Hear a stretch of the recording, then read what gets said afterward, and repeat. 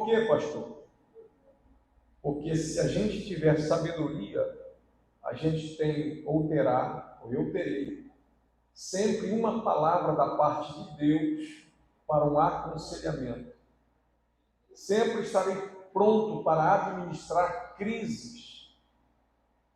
E eu sempre tenho pedido a Deus nesses últimos dias sabedoria para a aplicação da palavra de Deus, para ensinar a palavra de Deus. Porque ensinar é diferente de pregar. Ensinar não é fácil. Quem prega sabe que pregar parece que é um pouco mais fácil do que ensinar. Ensinar não é nada fácil. E dessa forma, de manhã, enquanto aqui estive orando, eu pedi a Deus uma palavra para essa noite. E o Senhor me levou a esse texto, Tito, capítulo 1, versos 14, 15 e 16.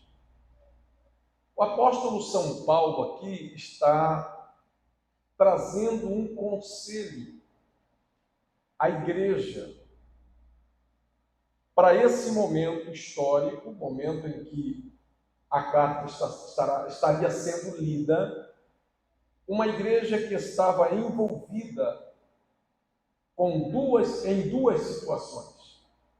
A primeira situação, a igreja estava envolvida em fábulas judaicas. A segunda, a igreja estava envolvida em doutrinas de homens. Ocorre que naquele período, naquele momento, a igreja ela estava sendo ensinada de uma forma errada. Como, pastor?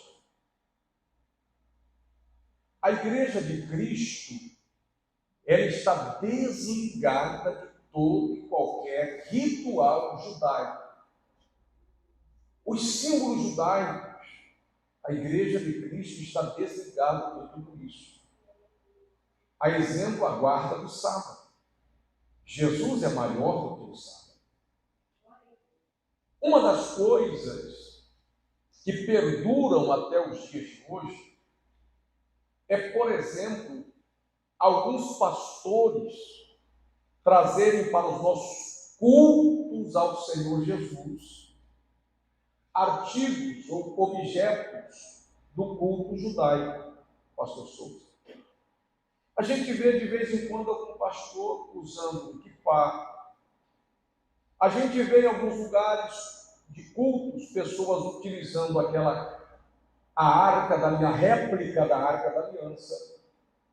A gente vê em alguns cultos pastores usando aquele lenço, esqueci o nome daquele lá. Já vê para mim aí, Costa, atualizado, o nome daquele. Eles colocam um negócio assim, ó. Não, tem o nome certo, o nome judaico. Alguns pastores usando o manto sacerdotal. Em algumas igrejas neopentecostais, nós vemos os mercadores da fé utilizando de réplica de objetos culto ao Senhor Deus, mas no judaísmo, para vender como sendo objetos milagrosos. Então, nesse tempo em que Paulo escreve para a igreja, em que Tito estava responsável por ela, a igreja estava vivendo o seguinte: a igreja, apesar de ser de Cristo Jesus, era uma igreja que estava dependente de rituais para uma purificação, entre os quais estava a alimentação. Então, nesse momento da igreja, eles acreditavam que você era impuro por aquilo que você comia. Dependendo do que você comesse, você se tornaria impuro. Se você não lavasse as mãos para se alimentar, você se tornaria uma pessoa impura. Então existia essas fábulas, essas doutrinas que os dissidentes, os novos convertidos que vieram do judaísmo, queriam implantar na igreja de Cristo. Aí o apóstolo Paulo ele passa a explicar, ele passa a mostrar de uma forma clara para os irmãos e passa a dizer que, versículo 15, todas as coisas são puras para os puros. Aí eu estava, durante essa tarde, fazendo algumas pesquisas, e a gente o Espírito de Deus ele vai pregando ao coração da gente, vai nos ensinando. E é interessante, irmãos, isso. Como a gente consegue enxergar no outro aquilo que a gente é. Como que a gente consegue identificar no outro aquilo que você é. Observe, por exemplo, todo trapaceiro é desconfiado. Todo trapaceiro acha que alguém vai trapacear ele. Todo 171, né? Ele acha que todo mundo quer passar ele para trás. Todo mentiroso acha e acredita que todo mundo está mentindo para ele. Todo aquele que é enrolado para pagar, ele acha que todo mundo é enrolado e vai demorar a pagar isso. Os irmãos já ouviram falar que todo bom cobrador é mal pagador? Sabe por que isso? É porque ele consegue identificar a figura dele na outra pessoa. Como ele é ruim para pagar, como ele não tem crédito, como ele não gosta mesmo de pagar ninguém, ele acha que todo mundo é igual e vai enrolar para pagar ele também. Então, quando Paulo, aqui no capítulo 1, versículo 15, ele chega para Tito e diz: Tito, todas as coisas são puras para o puro. Os irmãos já perceberam que às vezes, olha que coisa interessante, somos mal interpretados. Às vezes, somos mal vistos. Às vezes, somos reprovados. E nós nem sabemos o porquê. Quando eu digo nós, eu estou dizendo no contexto geral. E eu vou abrir e fechar um parênteses aqui. E para esse momento, para essa ocasião de mensagem de texto, WhatsApp, essas coisas, ficou mais difícil ainda a interpretação. Você manda uma mensagem, a pessoa interpreta do jeito dela. Eu mando uma mensagem para o pastor Souza e, dependendo do humor dele, ele vai interpretar aquela mensagem. Mas quando o homem tem Cristo na vida e é um homem de coração puro, por mais que a minha mensagem que eu enviei para ele seja uma mensagem maldosa, ele sempre, escute, sempre verá o lado bom daquela mensagem. Sempre ele vai ver algo bom na minha atitude. Sempre ele vai conseguir ver algo de bom naquilo que está sendo feito. Por quê? Porque ele está vendo na outra pessoa a pessoa dele. Então, irmãos, o problema que estava acontecendo era um problema doutrinário. Mas eu extraí esse texto para caminhar com os irmãos. Quando a gente olha o ministério de Paulo, a gente vê Paulo trazendo um ensino, trazendo uma explicação, e a gente vê Paulo dizer que não é a comida que torna alguém impuro. Para o puro, Paulo diz, todas as coisas são puras. Quando alguém é incrédulo ou impuro, quando alguém ele é um contaminado ou um infiel, nenhum alimento pode torná-lo limpo ou puro. Agora veja bem, Jesus estava desenvolvendo o seu ministério, capítulo 15 de Mateus, versículo 11 a seguir, se não falha a memória. Jesus estava desenvolvendo o seu ministério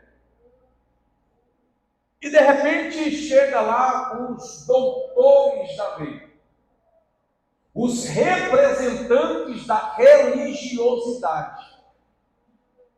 Chegaram para Jesus e disseram: mestre, os teus discípulos estão todos eles em pecado. Todo mundo aí do seu ministério é impuro. Jesus pergunta: o porquê é que vocês estão reprovando os meus obreiros? Aí alguém ali do meio dos doutores, dos fariseus, dos escribas, não, é que os seus discípulos não estão lavando as mãos para alimentar. Tradicionalismo. E Jesus olha para ele e diz: olha, peraí, vocês estão enganados numa coisa. Versículo 18, se não falha a memória. Jesus diz assim: olha, o que entra pela boca não contamina o homem. Você pode comer buchada de bode, pode comer vaca atolada, você pode comer churrasco e convidar o pastor para ir, pode comer um bolo aí recheado lá da irmã Cida e convidar o pastor para ir também, a gente vai lá. E nada disso vai contaminar o pastor e nem vocês. Mas os doutores estavam preocupados com a estética, o estereótipo. Poxa, o que vão pensar de mim? O que vão falar de mim? O que vão levantar acerca da minha atitude? Mas Jesus olha para ele e diz assim: olha, é diferente. O que entra não contamina. O que contamina o homem é o que sai da boca. O que sai da boca. Porque o que sai da boca vem do coração. Aí Jesus vai dizer assim: é isso que contamina o ser humano. Jesus vai trazer uma lista. Agora é o verso 18, né? Porque do coração procedem os maus pensamentos, homicídios, adultérios, imoralidade sexual, furto, falsos testemunhos e blasfêmias. Então o que sai da boca, porque procede do centro das nossas emoções. Escute, quando a Bíblia trata aqui de coração, a Bíblia não está falando daquele músculo que bombeia o sangue, não. Coração aqui é a alma, a sede das nossas emoções. É a alma que deseja e o corpo executa. Mas vamos lá. Mateus capítulo 5. Mateus capítulo 5.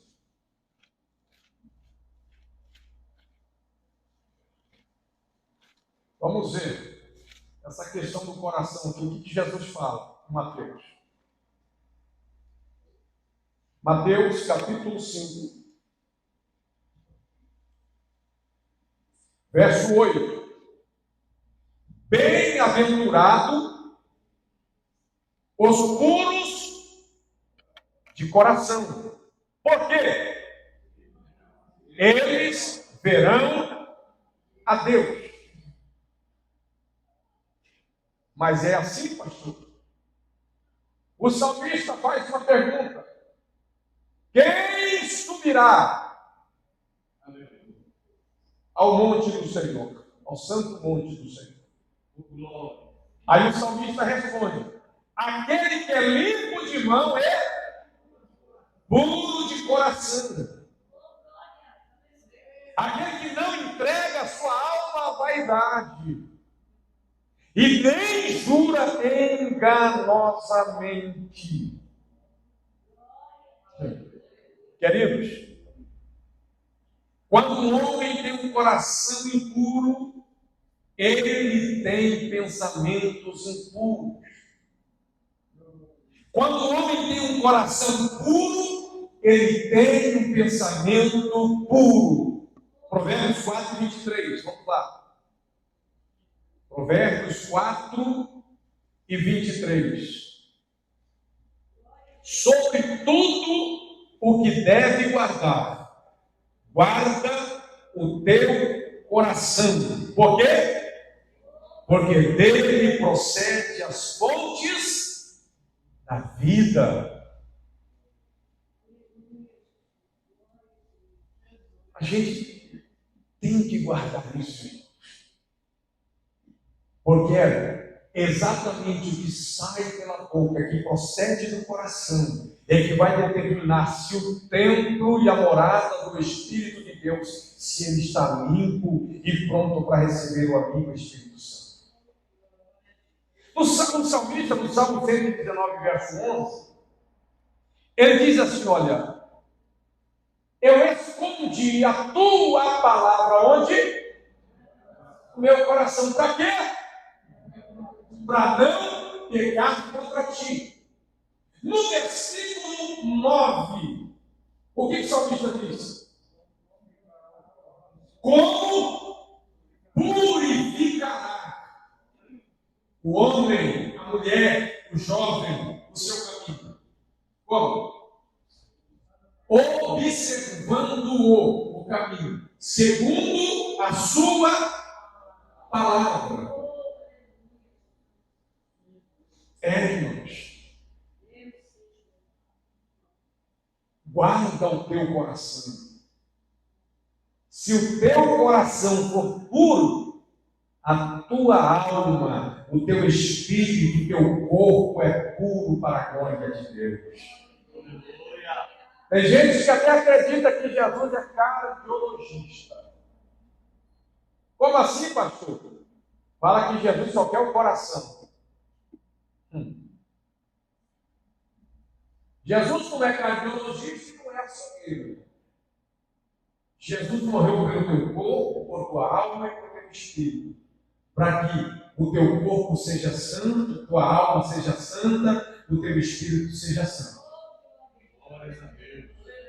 Mas, irmãos, para que a gente permaneça enquadrado aqui na fala de Paulo, que as coisas são puras para os puros, nós devemos não somente preocupar com o coração, com a sede das emoções, mas tem algo também que devemos nos preocupar. E o que é, pastor?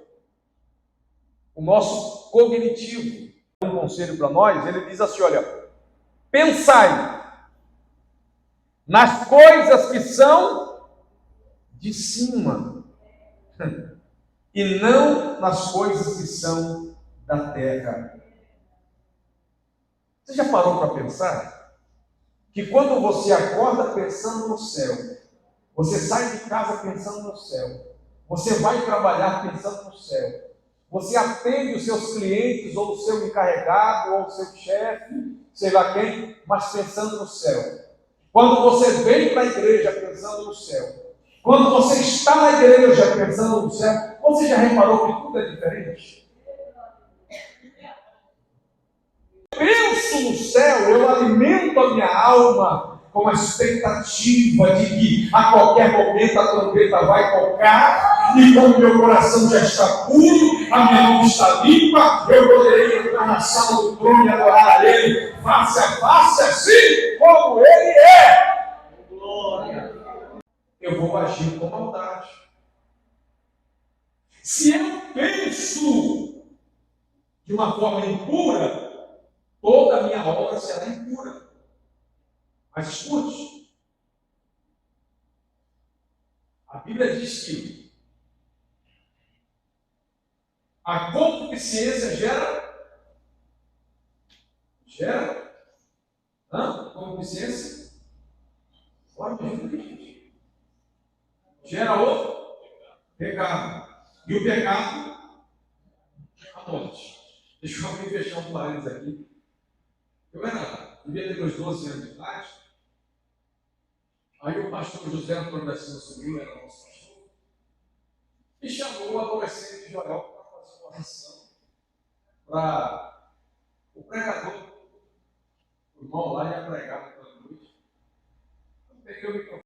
Não executada também vai te afastar de Deus. Você precisa pedir perdão a Ele. Mas a vontade executada gera o pecado. E o pecado gera e a Bíblia diz que o salário do pecado é mas o dom gratuito de Deus é a vida eterna. Glória a Deus. Mateus capítulo 22, verso 37. E Jesus disse-lhe: amarás o Senhor teu Deus de todo o teu coração. Olha o coração aqui. E de toda a tua alma e de todo o teu pensamento. Tem que amar a Deus com todo o pensamento, irmãos. Não é só da boca para fora. Não é só para o pastor ver. Não é só para o meu líder ver. Eu vou abrir e fechar um parênteses aqui e não estou jogando ponto para ninguém. Mas tem gente, irmãos, que só faz como o pastor está vendo. Tem gente que só trabalha para o pastor ver. Você quer ver uma realidade? Eu falo isso não no Canaã, mas no longo de 47 anos dentro da igreja. Você quer ver uma realidade? Você quer ver gente trabalhar, lembra quando vai se aproximando a época da separação de obreiro. Aí é que o obreiro está em rodo. Aí passou o tempo sobre todo mundo.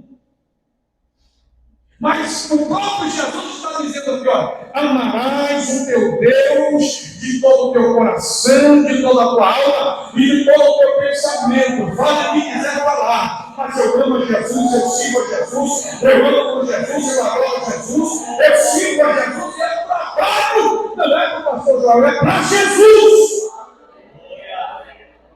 Essa é a diferença. É Deus. Então eu preciso, para que tudo aquilo que está à minha volta seja puro, eu preciso guardar o meu coração, ter o coração puro. Para que tudo isso permaneça assim, eu preciso guardar o meu pensamento, guardar o meu pensamento. O que é que eu estou pensando?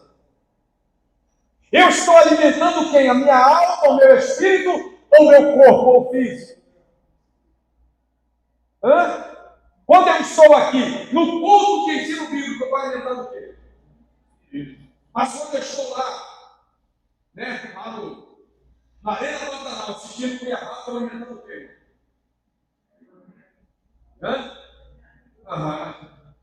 Quando eu estou aqui na escola bíblica dominical, eu estou alimentando o quê? Mas se eu estiver lá no cinema assistindo o lançamento da semana,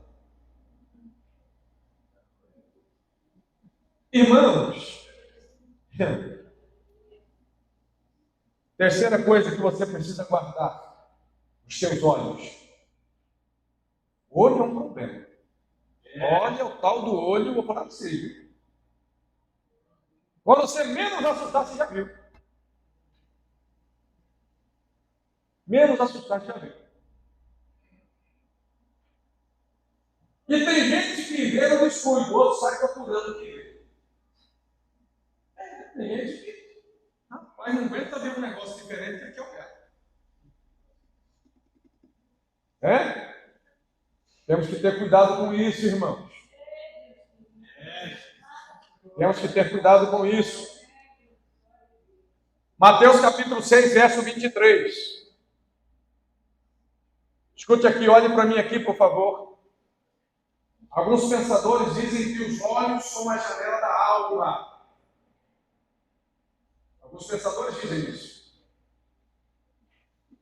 Mateus 6, 23, o Senhor diz assim: porém, se teus olhos forem maus ou impuros, todo o teu corpo estará em trevas, escuridão.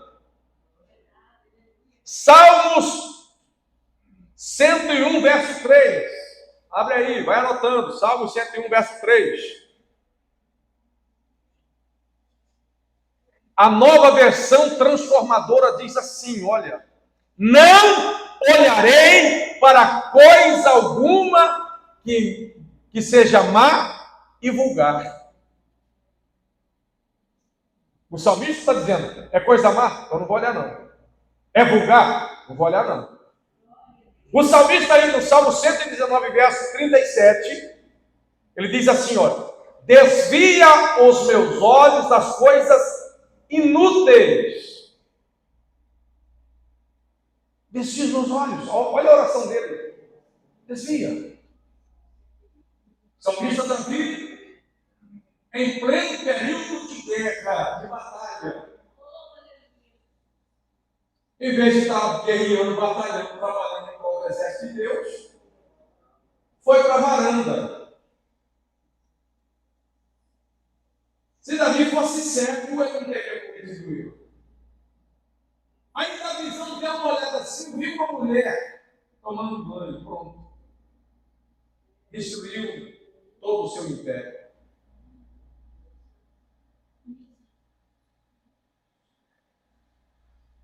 Na época em que Israel saiu para a peleja, o comandante era Josué. Um dos soldados chegou lá nos despojos, cresceu o olho uma cunha. E olha,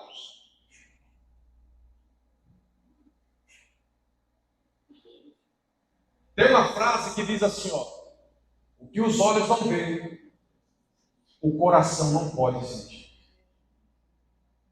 Então o que é que nós estamos olhando? Para onde estamos olhando? Jesus leva tão a sério isso que ele chega a dizer assim, ó: se o teu olho vai te deixar fora do céu, arranca ele e joga fora. É melhor entrar, né, só com o olho assim no céu do que entrar com o jogo no inferno. Jesus que falou isso. 1 João, a primeira epístola de João, capítulo 2, versículos 16 e 17, trata de algo que nós estamos falando aqui. Concupiscência dos olhos. Irmão, um teórico diz que a concupiscência dos olhos seria, de forma resumida, o desejo pecaminoso do prazer carnal praticado na imaginação das pessoas. Eu olhei, desejei, imaginei e na minha mente pratiquei. Agora escute, a gente às vezes fala, não, nós estamos na graça, agora é a graça, agora é a graça. Se fosse um tempo da lei, escute, irmãos, a graça é mais rígida do que a lei. A lei diz o seguinte, olha, se for pego no ato do pecado, joga a pedra até matar. Mas tem que pegar no ato. Aí vem Jesus. Jesus falou, não precisa dar pedrada, não. Mas como que vai ser agora na graça? Jesus disse assim, ó, Jesus disse assim, Mateus 5, 28 e 29. Qualquer dentre vós que olhar para uma mulher, olha o olho aí, olha a concupiscência dos olhos aí, e desejá-la, onde? Em seu coração. Aí Jesus diz assim, ó, ele já cometeu adultério. Cuidado com o teu olho. Cuidado com o teu pensamento, cuidado com o teu coração. Apocalipse capítulo 3, versículo 18. O Jesus que nós servimos, o Deus dessa igreja, ele deu um conselho nessa carta. E ele diz assim, olha, eu aconselho vocês que comprem de mim, Jesus falando, colírio para aplicar nos seus olhos, a fim de que vocês possam enxergar. Existe muita gente que precisa provar desse colírio. Tem olhos para tanta coisa, vê tanta coisa, né? Mas não vê aquilo que Deus já tem preparado para ele, que é uma mansão eterna. Agora, tem gente que também é um problema sério, né?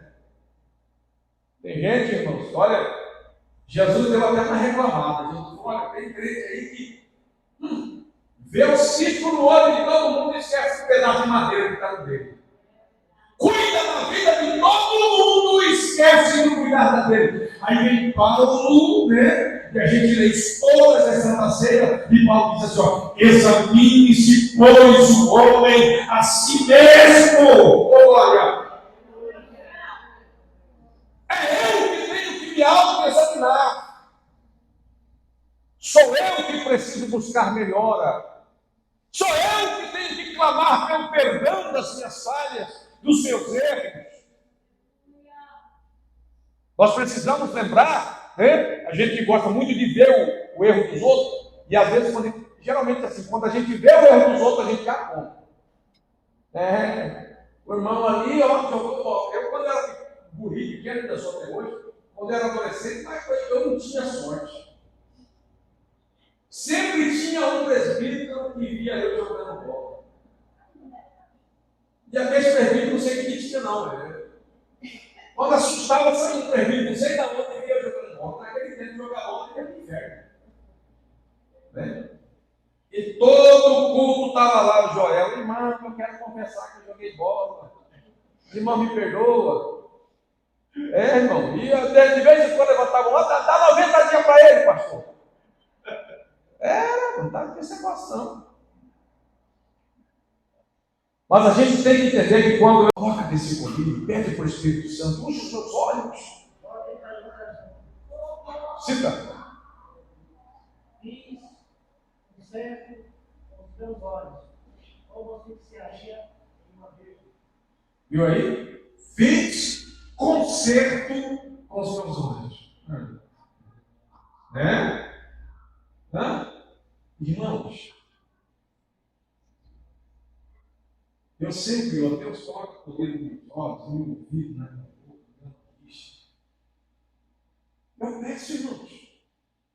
Mas pastor, senhor pastor é gente. Pastor não é. Pastor é gente. Pastor fica bravo, pastor responde mal. Pastor também é sem educação. Pastor tem limites. Então tenha misericórdia do seu pastor também.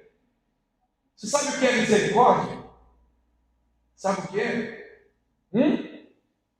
É quando você dá para alguém, ou seja, quando você não dá para alguém aquilo que ele merece. A pessoa vem te deu uma resposta, o que ele merece? Duas respostas. Mas seja misericordioso. Não dê nem duas e nenhuma. Permaneça em silêncio. Feche a boca que você ganha mais.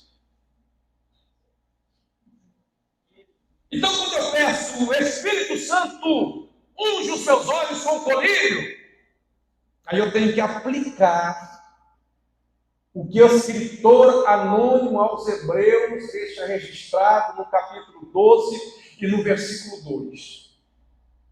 Ele diz assim, olha, mantenhamos o olhar fixo em Cristo Jesus, o líder, eu gosto dessa versão, o líder e aperfeiçoador da nossa fé. Então, em vez de eu ficar procurando um problema aqui ou ali, deixa eu olhar para Jesus que eu ganho mais. Em vez de eu ficar olhando o que não deve, o que eu não perdi, deixa eu olhar para Jesus que eu ganho mais. E para terminar, irmãos, coração, pensamento, olhos e boca. Vocês lembram o que acontece em Isaías capítulo 6? Eu penso que o profeta Isaías, por ser de origem real, era sobrinho do rei. Eu penso que Isaías ele era meio que falastrão, viu? Gostava de falar. Falava tudo que vinha na cabeça, falava sem pensar.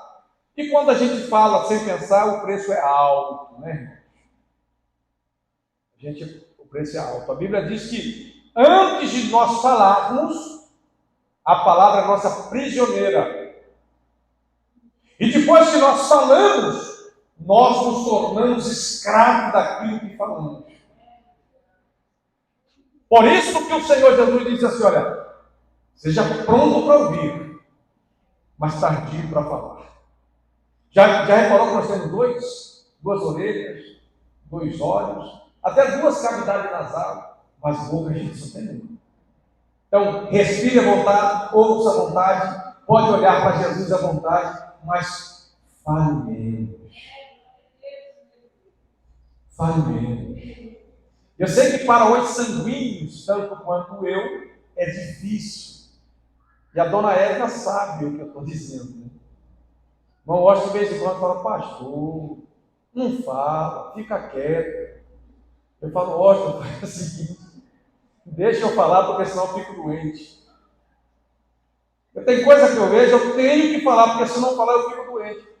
Mas o melhor é não falar, porque eu falo, depois eu arrependo, eu choro, eu vou pedir perdão, eu vou para os pés de Jesus, tem misericórdia. Mas quando eu falo, eu fico doente. Mas se eu falar, eu fico mais doente ainda. Mas o temperamento que é sanguíneo, às vezes, é difícil. Mas Isaías era sobrinho do rei. Quem que vai mexer com o sobrinho do rei? Então falava à vontade. Mas o dia em que o rei Uzias morreu, ele diz assim, olha, eu vi o Senhor. Às vezes precisa morrer alguns dias na vida da gente para a gente ver o Senhor. O dia em que o rei Uzias morreu, eu vi o Senhor, assentado no alto e sublime trono. E o seu séquito enchia o templo, e os serafins estavam sobre o trono, com 2 asas cobrindo o rosto, com 2 asas cobrindo os pés e com 2 asas voando. E clamavam uns aos outros, dizendo, Santo, Santo, Santo é o Senhor dos exércitos. Escute! Ele já estava vendo, ele viu o Senhor, ele já estava ouvindo, ele ouviu essa adoração. Aí, irmãos, veio o sentimento. Versículo 5. Quando ele vê tudo aquilo, ele disse assim, ai de mim, que vou perecendo, porque eu sou um homem de lábios impuros. Qualquer coisinha chega. Qualquer coisinha manda lá também. Qualquer coisinha, é uma palavra atrás da outra. E tem gente que tem, eu vi, tá? Eu vi acontecer num dos maiores, está gravando? Porque era mentiroso, lábios impuros, falava asneira, gostava de contar uma piadinha. Salmos 1, Salmos 1, Salmos 1. Bem-aventurado é o homem que não anda segundo o conselho do ímpio, não se detém no caminho dos pecadores, não se assenta na roda dos escarnecedores. Quem senta na roda dos escarnecedores vai ouvir escárnio, vai ouvir anedotas, vai ouvir lá piadinhas, vai ouvir conversa fiada. O homem de Deus não é diferente. Antes ele tem o seu prazer na lei do Senhor, e nela medida da entre nós, glória. É porque a palavra limpa, a palavra capacita, a palavra purifica, a palavra levanta, a palavra restaura, a palavra alimenta, a palavra sacia a sede, a palavra mata a fome, a palavra restaura, a palavra é o nosso mapa, a palavra é uma madeira que desviou a peita, a palavra é o fogo, a palavra é o glória, a palavra. É a palavra, irmão!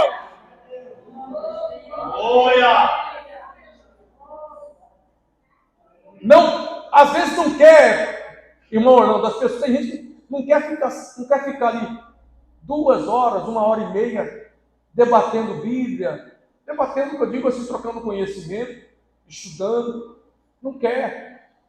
Mas coloca uma rodinha de tereréu, de chimarrão e começa a falar mal do pastor, do evangelista, do presbítero, da dirigente de oração, da irmã que limpa, e aí, meu irmão, é 2 horas, 3 horas, passa a noite falando mal de todo mundo. Ei, guarda a tua boca, guarda a língua dentro da boca, irmão. A melhor coisa que tem é você ter uma consciência tranquila e saber que da tua boca não vai sair fofoca, da tua boca não vai sair escárnio, da tua boca não vai sair nenhuma palavra torpe, da tua boca não vai sair palavras caluniosas, da tua boca não vai sair palavras que desagradáveis ao Espírito de Deus. Não, meu irmão.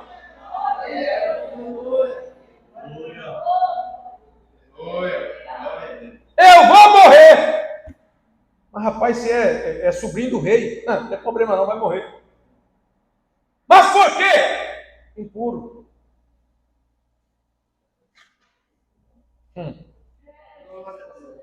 Mas a misericórdia de Deus são as causas de não sermos consumidos. Diz a Bíblia que o anjo do povo, Mateus, foi debaixo do trono de Deus, pegou lá uma praça e veio em direção de Isaías, tocou os lábios de Isaías e disse: estão purificados os teus pecados.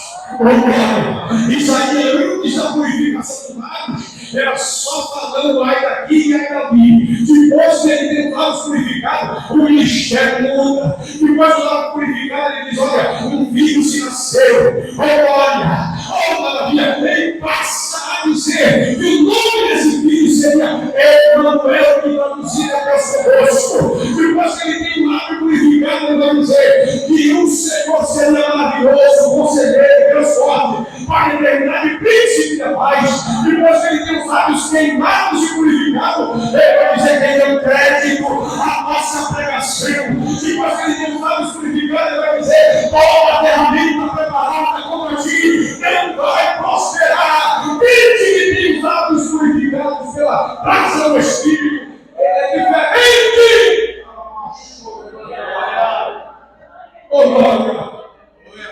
Oh, glória a Deus! Glória a Deus! Deixa que o Espírito de Deus te dê um norte, crente. Se você fez até hoje, em nome de Jesus, se precisar dar meia volta, dê meia volta, se conversão à esquerda ou à direita, não sei, mas se você fez até hoje, por favor, em nome de Jesus, tenha misericórdia de ti mesmo, muda de atitude, muda de vida, melhore, busca melhora, em nome de Jesus, busca ter uma consciência